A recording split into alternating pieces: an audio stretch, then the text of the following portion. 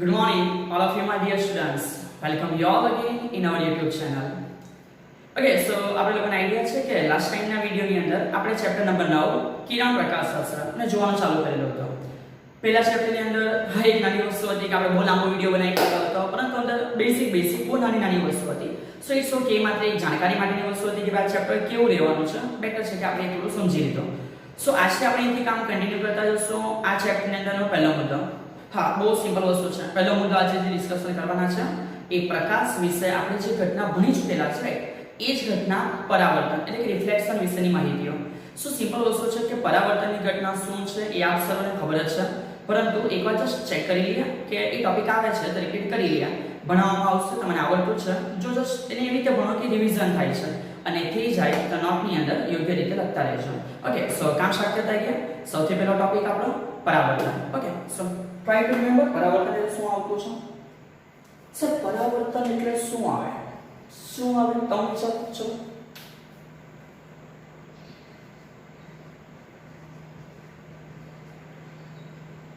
Okay, સો જે topic છે પરાવર્તન. સો પ્રકાશનું પરાવર્તન એટલે શું? જનરલી તમને એક નાની વસ્તુ માઇન્ડમાં ક્લિયર થયેલી હતી ધોરણ 10 ની અંદર.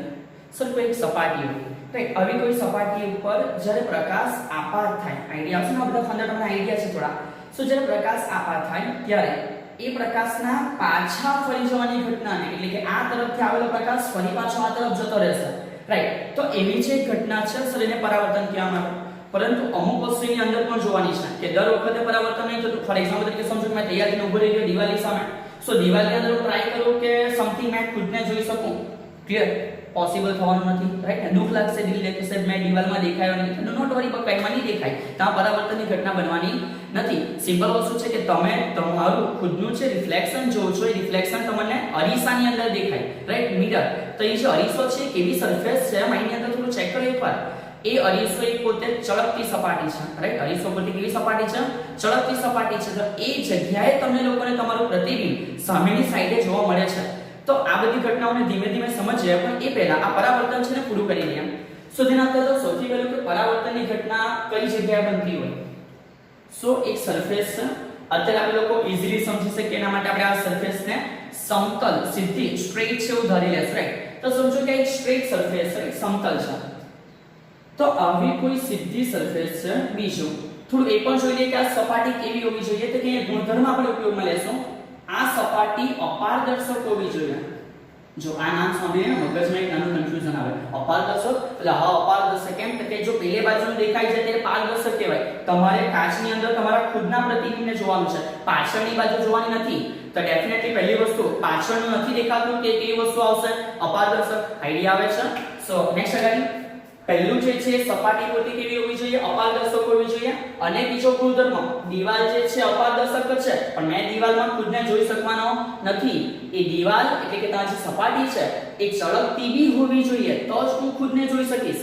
એટલે કે અપારદર્શક અને કેવી સપાટી? તો કે ચળકતી સપાટી. મગજમાં આવશે ને?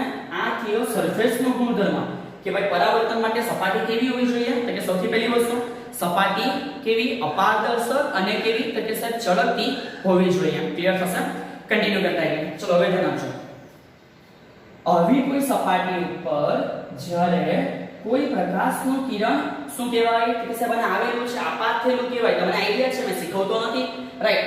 સો આવી સપાટી પર જ્યારે પ્રકાશનું કિરણ આપાત થઈ જાય, સમજો કે આપણે આ રીતે બતાવીએ છીએ. આપાત કિરણને ઇન્સિડન્ટ રે પણ કહેવામાં આવશે, રાઈટ. સો એ મગજમાં રાખજો થોડું. સો આ જે છે એ થયું આપાત કિરણ. ચલો આપાત કિરણ છે. તો નેક્સ્ટ આગળ અહીંથી સમજતા જશો. આ આપાત કિરણ અહીંયા આપાત થયું. તો આપણે એના માટે કંઈક નામ ધારવું હોય તો ધારી શકાય. તમે તમારી ઈચ્છા મુજબ ધારતા જજો, મેં મારી ઈચ્છા મુજબ બતાવજો. સો સમજો કે અત્યારે ઉદાહરણ લે કે આ P છે અને એ સપાટી પરના કોઈ Q બિંદુ પાસે આપાત થયેલો છે, રાઈટ છે. સો આ જે છે એને આપણે આપાતની ઘટના અથવા વધારે ડિટેલમાં જોઈએ તો આપણે એને આપાત કિરણ બોલી શકશું. ઇન્સિડન્ટ રે રિપીટ કરતા રહેજો, રાઈટ છે. ચલો ત્યાર પછી જે બિંદુએ આપાત થાય, તો જનરલી આ જગ્યાને તમે એવું બોલી શકશો કે એ પોતે જે Q છે એ આપાત બિંદુ છે. ક્લિયર? જે Q છે એને આપણે શું બોલશું? આપાત બિંદુ છે. ક્લિયર થશે? નેક્સ્ટ આગળ વધીએ. આ જે બિંદુ Q છે એના રિલેટેડ જો તમે અહીંયા આ રીતે એક સપાટી દોરશો, ક્લિયર કે? સો આ જે સરફેસ છે એને એવું કહેવાય કે કે સપાટીને દોરેલો લંબ, રાઈટ, અને શું બોલવામાં આવશે? સપાટીને દોરેલો શું છે? લંબ. એટલે કે આપણી જે સરફેસ છે એ સરફેસને એક નોર્મલ રેડી કર્યો, લંબ તૈયાર કર્યો. અહીંયાથી હવે પહેલો ફંડા જે તમને ક્લિયર છે, રિપીટ કરી લઈએ. આપાત કિરણ, રાઈટ, આપાત કિરણ જે લંબ સાથે ખૂણો બનાવે, રાઈટ, એ ખૂણાને આપણે અત્યારે હાલ દર્શાવશું. કંઈ પણ નામ આપી શકાય, પરંતુ જનરલી થીટા. 1 કેવું તો પણ ચાલે, પણ ડિટેલમાં શીખી લે. આપાતને ઇન્સિડન્ટ કહેવાય, તો આપણે અહીંયા થીટા આઈ લખશું, એટલે કે ઇન્સિડન્ટ એંગલ, રાઈટ. સો કન્ટિન્યુ કરતા આવીએ. ચલો, કિરણ આપાત થયેલું છે, લંબ સાથે આને કંઈક ખૂણો બનાવેલો છે. જ્યારે કોઈ પ્રકાશનું કિરણ, વાક્યના મગજમાં ફિટ કરો. જ્યારે કોઈ પ્રકાશનું કિરણ અપારદર્શક અને ચળકતી સપાટી પર આપાત થશે, ત્યારે તે કિરણના પાછા ફરી જવાની ઘટનાને, રાઈટ, એટલે કે આ રીતે જ્યારે પાછું જતું રહેશે ત્યારે આ સમગ્ર ઘટનાનો ઉલ્લેખ આપણે કોના તરીકે કરશું? તો કે પરાવર્તન તરીકે. સો સિમ્પલ વસ્તુ છે. પ્રકાશનું કિરણ જ્યારે ચળકતી અને અપારદર્શક સપાટી પર આપાત થાય ત્યારે એ કિરણનું ત્યાંથી ફરી પાછા ફરી જવાની ઘટનાને પરાવર્તન કહેવાશે. અને આ રીતે જે આપણે કિરણ જોયું છે, જનરલી આઈડિયા આવી ગયો કે હવે આવા કિરણને આપણે શું કહેશું? તો કે સર પરાવર્તિત કિરણ છે, રાઈટ. આ જે કિરણ છે કેવું કિરણ છે? પરાવર્તિત કિરણ છે. એ જ પરાવર્તિત કિરણ આ જે લંબ છે એના સાથે ખૂણો બનાવશે. સર હર્ટ બની ગયું ને, એટલે બકા ખૂણો બનેલો છે, ઓ લાંબુ નહીં છે, બનવા ઉપર છે ને, બાકીનું બધું જીવનમાં આવવાનું જ છે. સો આ જે છે, રાઈટ, અહીંયા એંગલ એ પહેલા એંગલ થીટા આઈ બન્યો, એ આપાત કોણ છે, અને અહીંયા પણ એક ખૂણો બન્યો, સો એનો થીટા, ઓકે, ધ્યાન આપજો, પરાવર્તન, રિફ્લેક્શન. સો એના રિલેટેડ આપણે એને સફિક્સમાં r તરીકે દર્શાવશું, રાઈટ. ઓકે, બહુ સિમ્પલ. થીટા 1 થીટા 2 કેવું તો સાચું છે, કઈ જતો નહીં રહેવાનું, પણ નવું છે તો સિક્કા રહેવાનું. સો થીટા આઈ આપાત કોણ, એટલે કે આપાત કિરણે લંબ સાથે બનાવેલો ખૂણો. થીટા આર એટલે કે પરાવર્તન કોણ, પરાવર્તિત કિરણે લંબ સાથે બનાવેલો ખૂણો. સો આટલો જે ફંડા છે એ હોપ સો તમને બહુ જ ઈઝીલી ખબર પડી ગયો છે. મેં ભણાવ્યો નથી, આપણે બસ માત્ર રિવિઝન કરેલું છે ધોરણ 10 ના આ ટોપિકનો. ક્લિયર? સો આ તમારી સામે એક ઘટના થઈ પરાવર્તનની.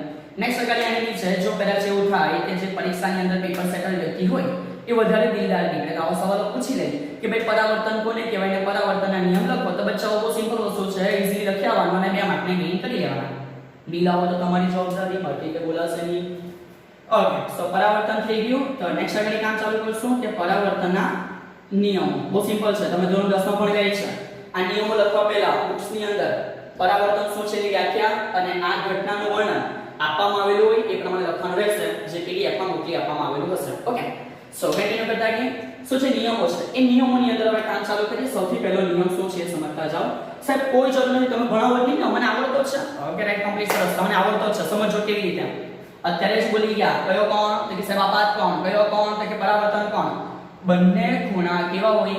સરખા હોય, અને કહેવાય પરાવર્તનનો કયો નિયમ છે? પહેલો નિયમ છે. ક્લિયર થશે? સો અહીંથી સમજતા જાઓ. થીટા આઈ, રાઈટ, હું આખું નથી લખતો પણ ખાલી જસ્ટ સમજી લેવું કે થીટા આઈ આપાત કોણ અને થીટા આર એટલે કે પરાવર્તન કોણ, બંનેના મૂલ્ય એટલે કે બંનેના જે ખૂણા છે એ ખૂણા કેવા હશે? સેમ હશે. નેક્સ્ટ આગળ કન્ટિન્યુ કરીએ. સોના પછી નંબર 2 ચેક કરીએ. સમજો બીજું શું છે. ઓકે, 3 વસ્તુ ચેક કરવાની છે. 3 વસ્તુ કઈ છે? શું કહેવાય? કે સાહેબ આને બોલો કહેવાય, વગેરે, સરસ, બોલો. અને આપાત કિરણ શું કહેવાશે? આપાત કિરણ. અને શું કહેવાશે? કે સાહેબ પરાવર્તિત કિરણ. રાઈટ, અને શું કહેવાશે? તો કે લંબ. જો મેં 3 વસ્તુ જે બતાવેલી છે, આપાત કિરણ, પરાવર્તિત કિરણ અને લંબ, આ 3 વસ્તુ એક જ બોર્ડ ઉપર દોરાઈ પોસિબલ બની. મારે તમને એવું નથી કેવું પડ્યું કે ધારો કે કદાચ અહીંયા હોય, નહીં, મેં એક જ બોર્ડની અંદર ઈઝીલી એ વસ્તુ તમને ડ્રો કરીને બતાવી શક્યો. આ એવું કહેવા માંગે છે કે આ જે 3 વસ્તુ છે, આપાત કિરણ, પરાવર્તિત કિરણ અને લંબ, એ 3 વસ્તુ એક જ સમતલમાં આવેલી હોય. સમજાયું? આ થયો બીજો નિયમ. ક્લિયર? સો સમજો બીજો નિયમ શું છે. સૌથી પહેલું આપાત કિરણ. ક્લિયર કે? આપાત કિરણ પછી બીજું કયું આવેલું છે? પરાવર્તિત કિરણ. રાઈટ, અને ત્યાર પછી શું છે? તો કે આપાત કિરણ, પરાવર્તિત કિરણ, અને આને શું કહેવાય? આપાત બિંદુએ સપાટીને દોરેલો શું છે? લંબ. એટલે કે આપાત કિરણ, પરાવર્તિત કિરણ અને જે લંબ છે, આ 3 વસ્તુઓ, રાઈટ, આ 3 વસ્તુ ક્યાં આવેલી હોય? તો કે સાહેબ એક જ સમતલમાં આવેલી હોય છે. ક્લિયર થશે? અને લાસ્ટનો જે નંબર 3 છે એને પણ એકવાર કહી દઈએ. બહુ સિમ્પલ વસ્તુ છે, સમજો. મારા 2 હાથ છે, મારા 2 હાથ ક્યાં છે? એટલે મારું જે બોડી સ્ટ્રક્ચર છે, એકની આ બાજુ છે, એની આ બાજુ છે, આ બે એક લો કહેવાય કે નહીં કહેવાય? સિમ્પલ અહીંયા બે એક લો બનવાનો છે. શું છે કે સાહેબ લંબ છે. પેલી બાજુ કોણ છે કે સાહેબ આપાત કિરણ, આ બાજુ કોણ છે કે પરાવર્તિત કિરણ. દર વખતે આવું થવાનું છે, કંઈ નવું આવવાનું નથી. સો આને બી જનરલી એક નિયમ કહી શકાય, બહુ કામનો છે નથી પણ બોલી દેવાનું કે આપાત કિરણ, પરાવર્તિત કિરણ. જે લંબ છે એ લંબની કેવા આવેલા હોય કે સાહેબ સમસામે આવેલા હોય છે. ક્લિયર થશે કે? સો નંબર 3 ની અંદર પણ લખી દે, એકદમ સિમ્પલ માં લખી દે. કયું કિરણ? તો કે આપાત કિરણ. આપાત કિરણ અને જે કયું કિરણ છે તો કે સાહેબ પરાવર્તિત કિરણ. તો કે આપાત કિરણ અને પરાવર્તિત કિરણ જે લંબ છે એના કેવા આવેલા છે તો કે એકબીજાની સમસામે આવેલા છે. ક્લિયર થશે? સો આટલા છે નોર્મલ બેસિક 3 નિયમો આની અંદર આવે છે. અને આની જે આકૃતિ છે રાઈટ, એ આકૃતિ અને આકૃતિનું વર્ણન થોડું ઘણું તમને વ્યવસ્થિત રીતે સપ્લિમેન્ટરીમાં લખતા આવડવું જોઈએ. તો જો કદાચ આવો સવાલ 2 માર્કમાં પૂછાયો હોય તો સિમ્પલી આપણે લોકોને રાઇટ ડાઉન કરી શકશો. ઓકે, સો જસ્ટ એકવાર અમે જોઈ લો અને વ્યવસ્થિત એકવાર એક લખવું હોય તે મુજબની થિયરીઓ તૈયારી કરી લો. ઓકે, સો સ્ટુડન્ટ્સ હોપ સો કમ્પ્લીટ થઈ ગયો છે. બહુ સિમ્પલ વસ્તુ છે. નેક્સ્ટ આગળ કામ ચાલુ કરતા ગયા. અહીંથી આગળ જે ટોપિકની અંદર એન્ટર કરવાના છે એ કોના વિશે છે તો કે સિમ્પલ સમજો. બે શબ્દ આવી ગયેલા છે તમારા મગજમાં છે જ, હું રિપીટ કરું છું. એ બે શબ્દ છે એમાં પહેલું છે એક અરીસો અને બીજું છે એક લેન્સ. યાદ આવ્યું? રાઈટ, અરીસાનું સમીકરણ પણ ભણેલું અને લેન્સનું સમીકરણ પણ ભણેલું. હવે અહીંથી મેજર ડિફરન્સ ઘણા બધા વિદ્યાર્થીઓ સ્ટીલ આ બે નામ આવે ને તે એકવાર ગુજવાય છે કે કોને અરીસો કહેવાય અને કોને લેન્સ કહેવાય. તો સિમ્પલ સમજો, એક નાનો ફેક્ટર માઇન્ડ ની અંદર હવે પછી સેટ કરી દો. ઓકે, અરીસો શું છે? સમજો કે મેં એની સામે ઊભો રહ્યો. રાઈટ, સમજો મેં એની સામે ઊભો રહ્યો, એની અંદર મેં ખુદને જોઈ શકી. રાઈટ, કોને? રાઈટ, શકી નહીં શકો. રાઈટ, મેં જો ખુદને જોઈ શકીશ તો જો મેં ખુદને જોઈ શકીશ એનો મીનિંગ કે એ જે છે એ અરીસો છે, મિરર છે. ઓકે, મતલબ કે તમને એની અંદર ખુદનું પ્રતિબિંબ જોવા મળે. અને એ સમજો કે લેન્સ શું છે તો સિમ્પલ વસ્તુ, લેન્સ ક્યાં વપરાય કે સાહેબ લેન્સ આંખની આગળ જે ચશ્મા હોય ને એમાં વપરાય. કેમ? બીકોઝ સિમ્પલ સમજો જ્યારે મારી આંખની અંદર કોઈ પ્રકારની ખામી હોય, ધોરણ 10 ની અંદર ભણીને આવેલા રાઈટ ને, લઘુદ્રષ્ટિ અને દૂરદ્રષ્ટિ, એના નિવારણ માટે આપણે લોકો લેન્સ વાપરીએ. એટલે કે ચશ્માની અંદર પેલો જે મૂકવામાં આવે ને આગળ, એની અંદર તમે ખુદને નથી જોતા, એની અંદર તમે ત્યાર પછીની વસ્તુને જોતા છો.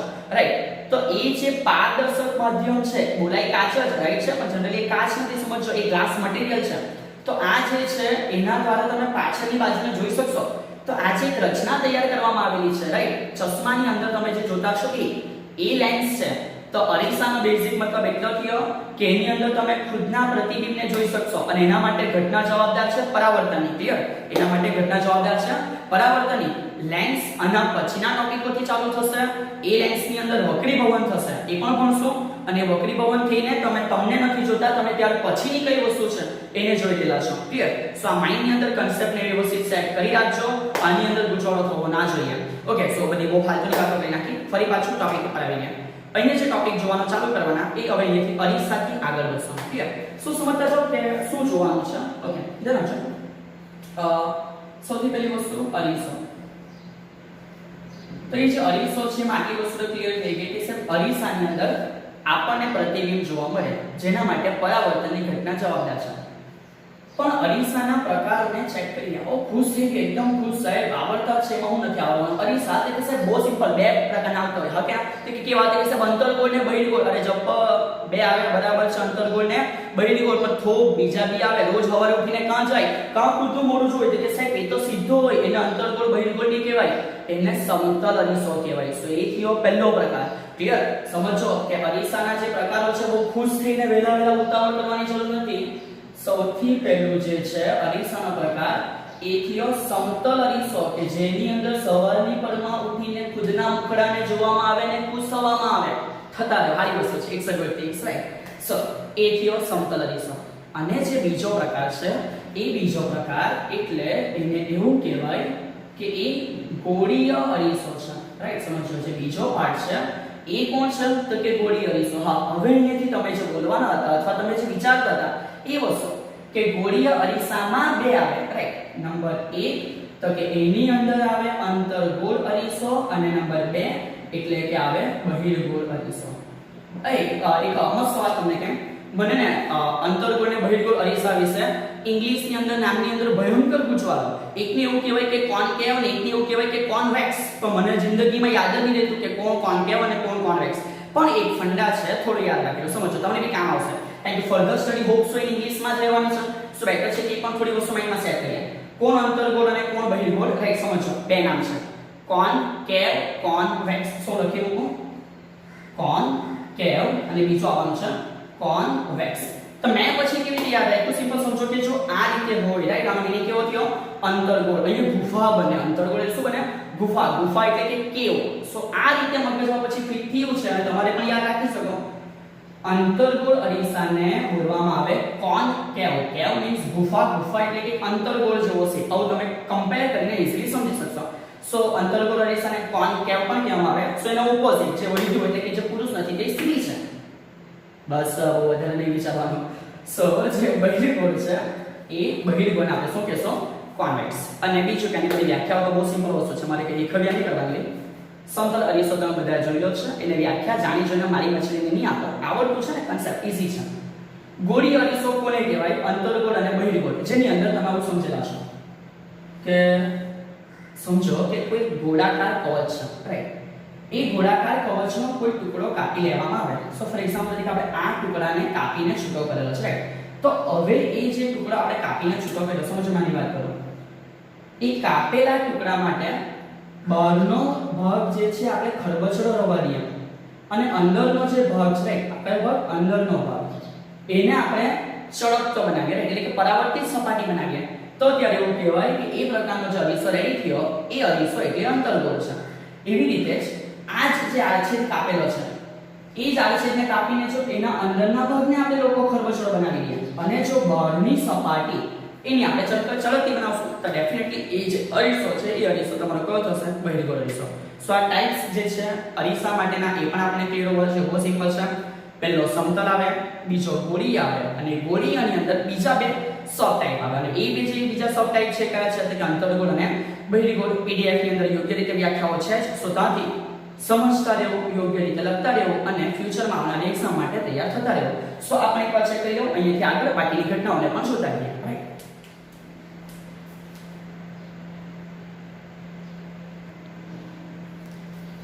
Okay, so let's start something new. So હવે એક આગળ ફરી પાછું જોઈ લઈએ. તમને લોકોને યાદ છે કે તમે ધોરણ 10 ની અંદર અરીસાના સમીકરણોને ભણીને આવેલા છો. હવે એ જ સમીકરણો સુધી પહોંચવા માટે ધોરણ 12 ની અંદર પણ આવવાનું છે. ખુશખબરી છે કે એવા સવાલો બી 4 માર્કમાં પૂછાતા છે. સો થોડું હોશિયાર રહેવું, મૂર્ખામી ના કરવી. આવા સવાલોને એટલા વ્યવસ્થિત તૈયાર રાખવા કે જો આવી જાય તો 4 માર્ક આપણા નહીં જાય, રાઈટ? કન્ટિન્યુ કરીએ. ધ્યાન આપજો. થોડું મેં તૈયાર કરી રાખેલું છે. આ શું છે? તો કે સર કંઈક કવ દેખાય છે, કંઈક આ રીતે છે. અર્જુનની યાદ આવે છે. ઓકે, તો આપણે અર્જુન નથી બનવાનું, અત્યારે પેલા ભણી લે, કંઈક બનાશે તો કન્ટિન્યુ કરીએ. સો ધ્યાન આપતા જાઓ. અહીંયાથી જે કન્ટિન્યુ કરવાના છે અરીસા વિશેના કેટલાક મૂળભૂત બેઝિક માહિતીઓ કે કોને શું બોલાય, કઈ વસ્તુ કઈ રીતે બનેલી છે, કયા અંતરને કયા ડિસ્ટન્સને કેવી રીતે માપવાના છે, એ બધું આપણે જોવાનું ચાલુ કરીએ. સો ધ્યાન આપતા જાઓ. સૌથી પહેલા એક નાની વસ્તુ ચેક કરી લઈએ. સમજો કે એક ગોળાકાર કવચ, આજે મારા ગાળામાં બરાબર પડતા નથી, રાઈટ? સમજો કે ગોળાકાર કવચ છે, રાઈટ? એ ગોળાકાર કવચને મેં લાસ્ટ ટાઈમ ની અંદર કીધું એવી રીતે આપણે આડછેદને કટ કરી લઈએ, રાઈટ? તો સમજો કે આ ગોળાકાર કવચની અંદર આપણે એવું કહી શકીએ કે મેં એક આડછેદને કટ કરી લીધો. તો જેવો એ આડછેદ કટ કરી લેવામાં આવે એટલે આ રીતનો ભાગ આપણે છૂટો પાડી શકીએ. સમજો કયો રીતનો ભાગ છૂટો? સો આ રીતનો જે ભાગ છૂટો પાડી શકીએ એ ભાગને મેં અહીંયા ડ્રો કરેલો છે. સમજાય છે? સો આ શું છે કે કોઈક એવી કવચ હશે, રાઈટ? સમજો કોઈક એવી કવચ હશે, રાઈટ? ગોળાકાર કવચ. એ ગોળાકાર કવચના આપણે આડછેદને કાપેલો છે અને એ ગોળાકાર કવચના આડછેદને કાપવામાં આવે ત્યારે આ રીતની કોઈ રચના એટલે કે કોઈ નાની વસ્તુ આપણી પાસે રેડી થશે. હવે એના માટે આપણે સમજવાનું ચાલુ કરીએ. સો અત્યારે તમે આમાંથી કોઈ પણ એક વસ્તુ લઈ શકો. તમે ધારો તો અંતર્ગોળ પણ બનાવી શકો અને તમે ધારો તેને બહિર્ગોળ પણ બનાવી શકો. તો ત્યારે સમજવા માટે એવું આપણે ધારીએ કે માનો કે અંતર્ગોળ છે, રાઈટ? અંતર્ગોળનો મીનિંગ શું થાય? તો કે આની જે આઉટર સરફેસ છે, રાઈટ? એ આઉટર સરફેસને આપણે લોકો ખરબચડી બનાવી દઈએ અને એની જે ઇનર સરફેસ છે, અંદરના સાઈડનો ભાગ, એ અંદરના સાઈડના ભાગને આપણે ચળકતી બનાવી દઈશું. ક્લિયર? સો અત્યારે આપણી પાસે આ જે રેડી થયું એના માટે હું કહી શકીશ કે આ જે રેડી થયું એ છે અંતર્ગોળ લેન્સ નહીં, અંતર્ગોળ અરીસો. હજુ લેન્સ પિક્ચરમાં આવ્યો નથી. સો આવે ત્યાર પછીની ચર્ચાઓ કરશું. સો આ જે છે અંતર્ગોળ અરીસો છે. હવે સમજતા જાઓ કે આપણે આના માટે કયા બિંદુને શું કહેવાના છે. સૌથી પહેલા તો એ સમજવું પડશે, રાઈટ?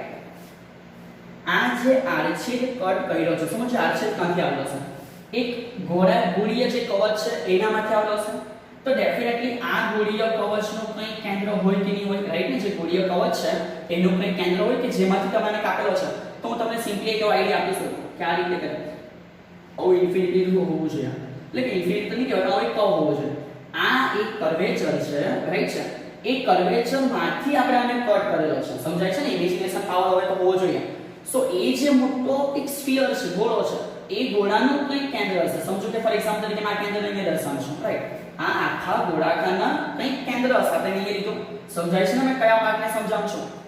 તો એ જે સેન્ટર છે, એ જે સેન્ટર છે કે જે ગોળીય કવચમાંથી આપણે આ ભાગને કટ કરેલો છે, એ સેન્ટરને આ અરીસા માટે પહેલું વક્રતા કેન્દ્ર કહેવામાં આવે છે. કાળજી રાખજો, રાઈટ? અને શું કહેવામાં આવે છે? વક્રતા કેન્દ્ર. એને રિપ્રેઝન્ટ કરવામાં આવે છે. ધોરણ 10 માં તો યાદ કરો, ચલો યાદ કરો. ધોરણ 10 ની અંદર વક્રતા કેન્દ્રને શું કીધેલું? સાહેબ વક્રતા કેન્દ્ર જ કીધેલું. અને એની સંજ્ઞા એને શું દર્શાવેલું? તો કે સાહેબ C. ઓકે, સો કન્ટિન્યુ. શું દર્શાવેલું? C. સો આ જે એને પોઈન્ટ રેડી થયો, એથી આપણું વક્રતા કેન્દ્ર સો અને અત્યારે આપણે C કહેશું. સો સૌથી પહેલી વસ્તુ માઇન્ડમાં વ્યાખ્યા કેવી રીતે આપવાની એ પણ ક્લિયર હોવી જોઈએ. અને સાથે થોડું દર્શાવી દઈએ કે જે C છે, આ C નો મીનિંગ આપવા માટે હવે પછી શું થવાનું છે? તો કે વક્રતા કેન્દ્ર થવાનું છે. ક્લિયર? સો C એટલે કે વક્રતા કેન્દ્ર છે. કન્ટિન્યુ. સો નેક્સ્ટ આગળ એની પણ સમજતા હશો કે C એટલે જો વક્રતા કેન્દ્ર હોય તો નેક્સ્ટ બીજા ફંડા શું આવવાના છે. સો જે આપણે જોઈએ એની બીજી વસ્તુ જોઈએ. હવે ધ્યાન આપજો કે આપણે જે આડછેદ કટ કરેલો છે, એ કટ કરેલા આડછેદનું પણ પોતાનું એક સેન્ટર પોઈન્ટ, રાઈટ ને? સિમ્પલ વસ્તુ છે કે ગોળ હોય, તમે જે કટ કર્યું છે તે ગોળનું કંઈક સેન્ટર આવવાનું. તો એ જે સેન્ટર પોઈન્ટ મતલબ કે અહીંયા દેખાતું છે, અને શું બોલવામાં આવશે કે બોલાશે ધ્રુવ, પણ દર્શાવાશે એને P વડે. સો એ પણ ક્લિયર કરજો કે C એટલે વક્રતા કેન્દ્ર, તો P એટલે કે જે અરીસો છે એ અરીસા માટે શું છે? ધ્રુવ છે. ક્લિયર? સો ધ્યાન આપજો.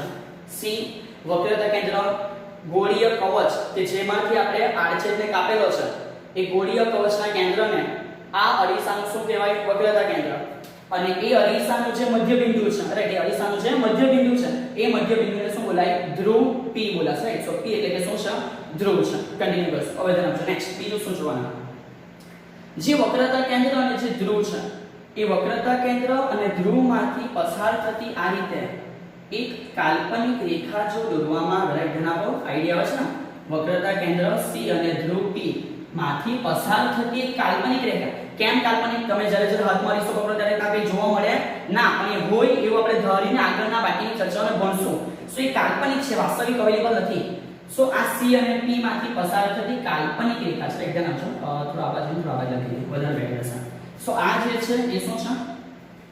કાલ્પનિક રેખા. અને એ જે કાલ્પનિક રેખા છે, એ કાલ્પનિક રેખાને આપણે બોલશું મુખ્ય અક્ષ. ક્લિયર થશે કે? સો એ કાલ્પનિક રેખાને આપણે શું બોલશું? મુખ્ય અક્ષ. તો ધ્યાન આપજો કે જે CP છે, એટલે કે C અને P માંથી પસાર થાય છે, એને મેં મુખ્ય અક્ષ છે આવું કંઈ કહી શકીશ. ક્લિયર થશે? ઓકે, સો ધ્યાન આપતા જાઓ. C રેડી થઈ ગયો, P રેડી થઈ ગયો, મુખ્ય અક્ષ શું છે એ પણ રેડી થઈ ગયો. બીજો પણ એક નાનો પાર્ટ સમજી લઈએ. સમજો કે આટલો ભાગ કટ કરેલો છે, તો આટલા ભાગ માટે એવું લખી દઉં કે આ Q છે, અને સમજો કે આ લખી દઉં કે Q ડેશ છે. હવે આટલા જ ભાગમાં મેં ખુદનું પ્રતિબિંબ જોઈ શકે, એટલે કે અરીસો અહીંયા હોય તો મેં આટલા પાર્ટને કંઈ કવર કરી શક્યા, પછી ઉપર મેં મારું ખુદનો ચહેરાનું પ્રતિબિંબ જોઈ શકતો નથી. તો આ જે ભાગ રેડી થયો કે જેની અંદર તમને પ્રતિબિંબ જોવા મળે, રાઈટ? એટલે કે એ Q, Q થી Q ડેશ. તો કામ નથી આવવાનું, પણ યાદ હોવું જોઈએ કે આવી રીતનું જે કંઈક વર્ણન છે, એ વર્ણનને કહેવામાં આવે દર્પણનું. શું કહેવામાં આવશે? દર્પણનું. સો આ વસ્તુ પણ આપણા માઇન્ડની અંદર ક્લિયર હોવું જોઈએ કે જે Q થી Q ડેશ સુધીનો ભાગ છે એને દર્પણનું કહેવામાં આવે. હવે અહીંથી મેઇન વસ્તુ આપણે સમજવા જઈ રહેલા છે. સો યોગ્ય રીતે ધ્યાન આપજો અને કાળજી રાખતા રહેજો. ઓકે, સો જે કહેવાની વસ્તુ છે એ છે પછી કે જ્યારે આ અરીસા ઉપર કિરણો આપાત થશે, રાઈટ? જ્યારે અરીસા ઉપર શું થશે? કિરણો આપાત થશે. સમતલ અરીસાની ઘટનાઓ બહુ સિમ્પલ છે, રાઈટ છે? આ ઘટનાઓ બી છે સિમ્પલ જ, પણ ફંડાને સમજવા પડશે. જ્યારે અરીસા ઉપર કિરણો આપાત થાય તો એક નાની વસ્તુ અત્યારથી જ માઇન્ડમાં સેટ કરી દો, રાઈટ? શું જોવાનું છે નાની વસ્તુ એ સમજો કે ખૂબ દૂરથી આવતા કિરણો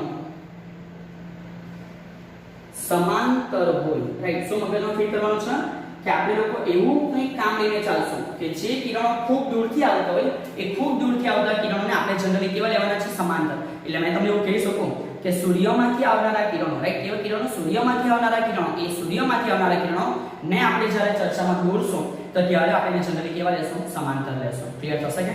તો અત્યારે એવું સમજો કે આ અરીસાની ઉપર ખૂબ દૂરથી કિરણો આવતા છે, તો એ કિરણો જનરલી કેવા હશે? સમાંતર.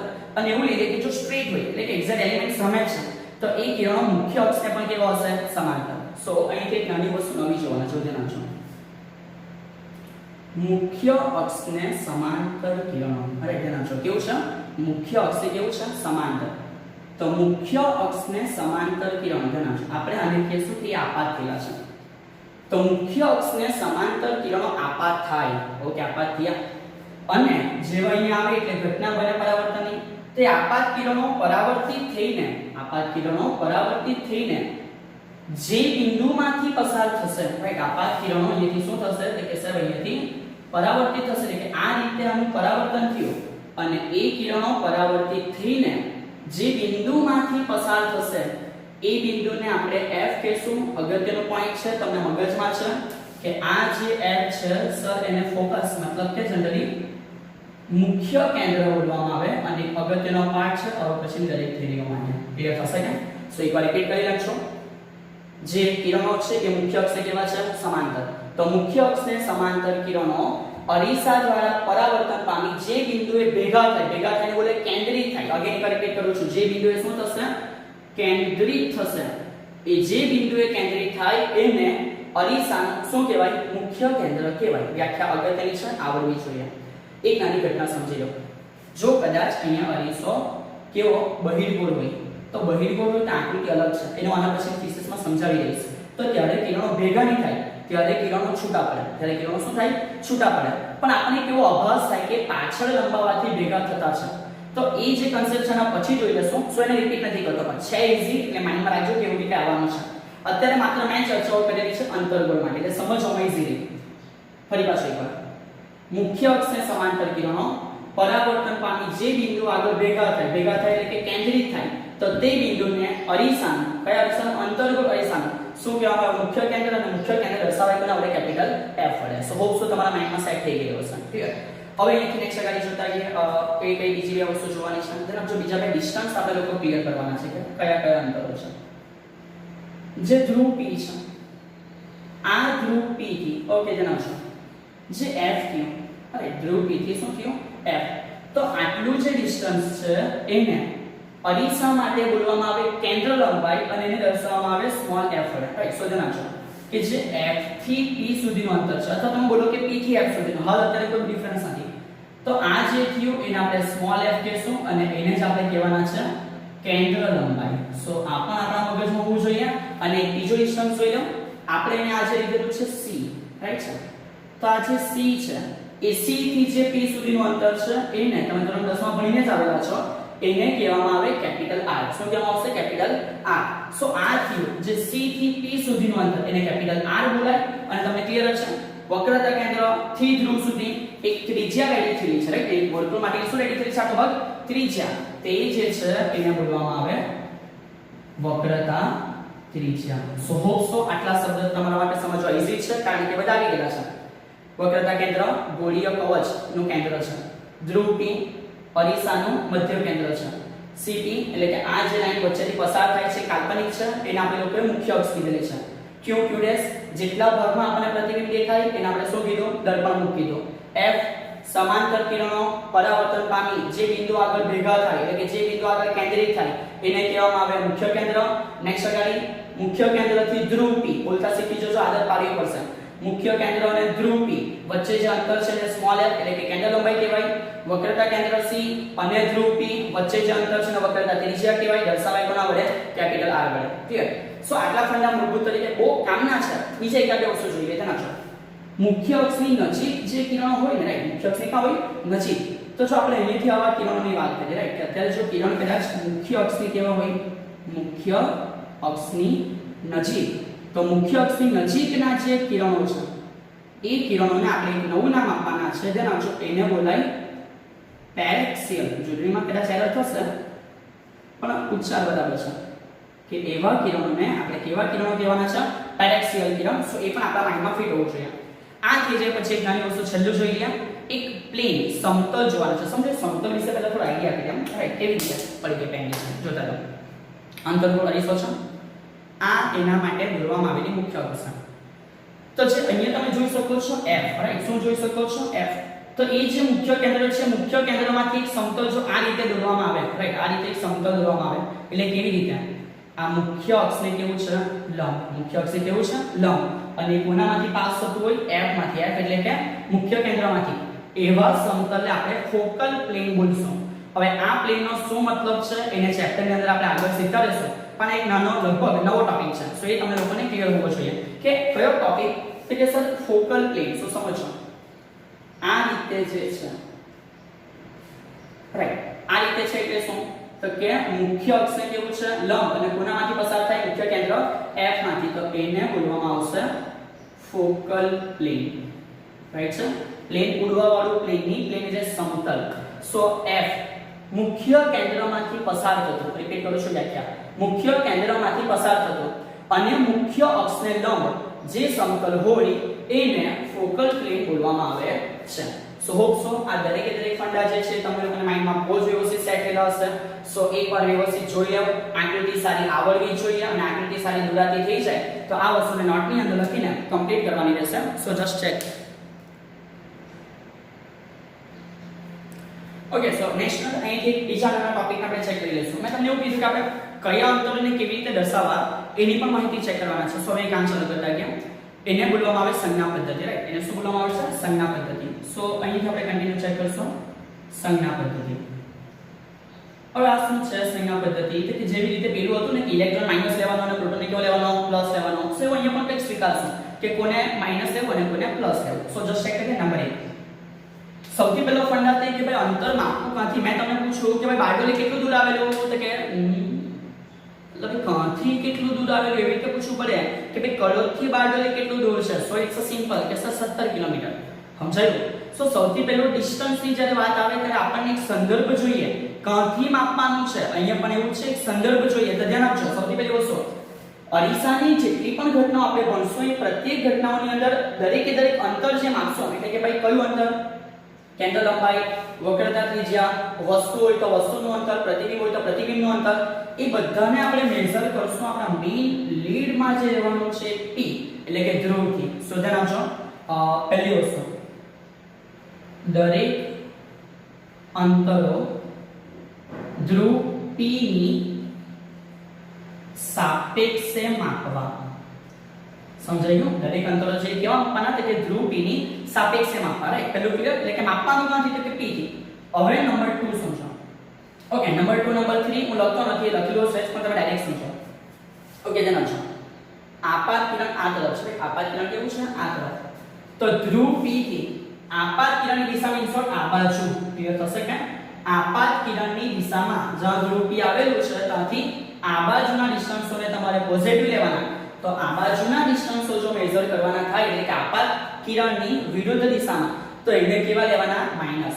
સો નંબર 2 આપાત કિરણની દિશામાં, ચલો દિશામાં હોય તો એ અંતરોને કેવા લેવા પ્લસ, પણ આપાત કિરણની જો વિરુદ્ધ દિશામાં હોય તો એ ડિસ્ટન્સોને કેવા લેવાના માઈનસ. સમજાઈ જશે કે દરેક અંતર ધ્રુવ P થી તો માપવાનું છે, પણ ધ્રુવ P થી કિરણ આ બાજુ આપાત હોય ને તો આ બાજુના ડિસ્ટન્સોને પ્લસ લેવાના, આ બાજુના કેવા લેવા માઈનસ.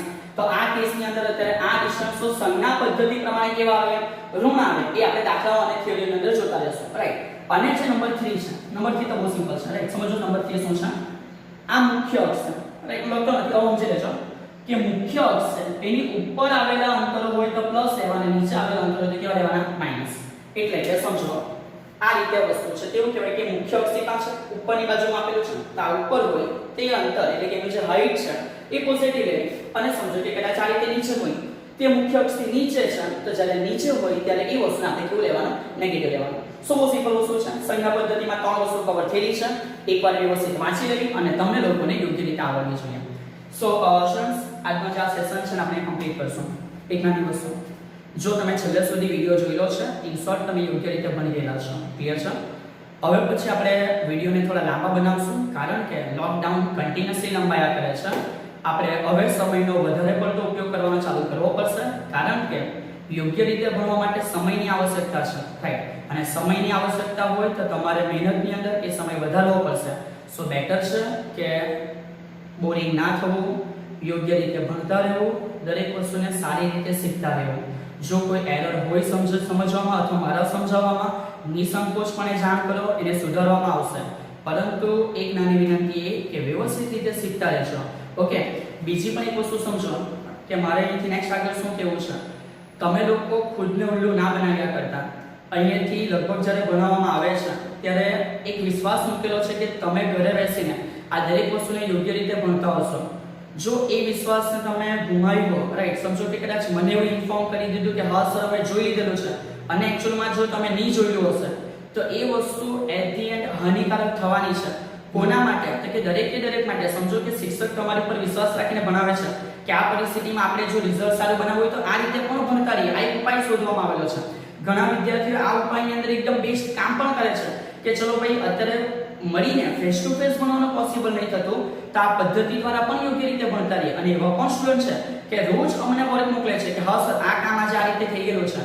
પરંતુ ઘણા વિદ્યાર્થીઓ આ મૂડની અંદર, આ માહોલની અંદર બસ સ્ટડીને સાઈડ ઉપર મૂકીને માત્ર એન્જોય કરી લેવામાં માને છે. તો એ નાની ભૂલ છે. હું એન્જોય કરવા માટે કોઈ દિવસ કોઈ ના નથી પાડતો, બીકોઝ લાઈફની પ્રેઝન્ટ મોમેન્ટને જીવવી એ પણ એક અગત્યની વસ્તુ છે. બટ સાથે સાથે પોતાની જવાબદારીને નિભાવવી એ પણ અગત્યની વસ્તુ છે. હાલ ધોરણ 12 ની અંદર આપણા પેરેન્ટ્સોએ આપણા માટે ઘણી બધી મહેનતો કરીને આપણે અહીંયા સુધી લાવેલા છે. તો એક જવાબદારી એ પણ બને કે આ સમયને ન બગાડીને યોગ્ય રીતે ભણતા રહેવાય. સો દરેકને ફરી પાછું એકવાર રિમાઇન્ડર કરાવું છું કે જે 24 આવરનો ટાઈમ છે એ 24 આવર તમે તમારા ઘરે છો, લોકડાઉનની અંદર છો. તો આ લોકડાઉનની અંદર પછી એવું ના કરો કે 12 કલાક આરામ કરો અને 12 કલાક જલસા કરો, એટલે કે 12 કલાક સૂઈ રહો અને 12 કલાક ચડી ખાઓ દેશી લેંગ્વેજમાં. ભૂલથી પણ આવું ના કરતા. બાકીના લોકો આવું કરશે તો ચાલી જશે, પરંતુ તમે પોતાના માથે એક જવાબદારી લીધેલી છે અને એ જવાબદારી લીધેલી હોય ત્યારે તમારું જે કર્તવ્ય છે ને તમારે નિભાવવું પડશે. સો બેટર છે કે 24 આવર્સમાંથી 8 કલાક તમારા આરામ માટે, 8 કલાક એન્જોયમેન્ટ માટે, બટ 8 કલાક સ્ટડી માટે હોવા જોઈએ. સો આ 8 + 8 + 8 ની ફોર્મ્યુલાને માઇન્ડમાં રાખજો અને આ રીતે યોગ્ય રીતે કામ કરતા રહેશો તો ડેફિનેટલી મેં શ્યોર છું કે તમને પાછળથી સમયનો અભાવ નહીં પડશે. અને જો તમારી પાસે પૂરતો સમય હશે તો તમે તમારા ધોરણ 12 ના પરિણામને ઉત્તમ બનાવી શકશો. સો એ જ રિક્વેસ્ટ સાથે હું અહીંથી ઓફલાઈન કામ છું. સો નેક્સ્ટ ફરી પાછા આગળના વિડીયોમાં મળતા રહેશું. ત્યાં સુધી આપ સર્વ ઘરે રહો, સુરક્ષિત રહો, આપનો દિવસ આનંદમય રહે. જય હિન્દ.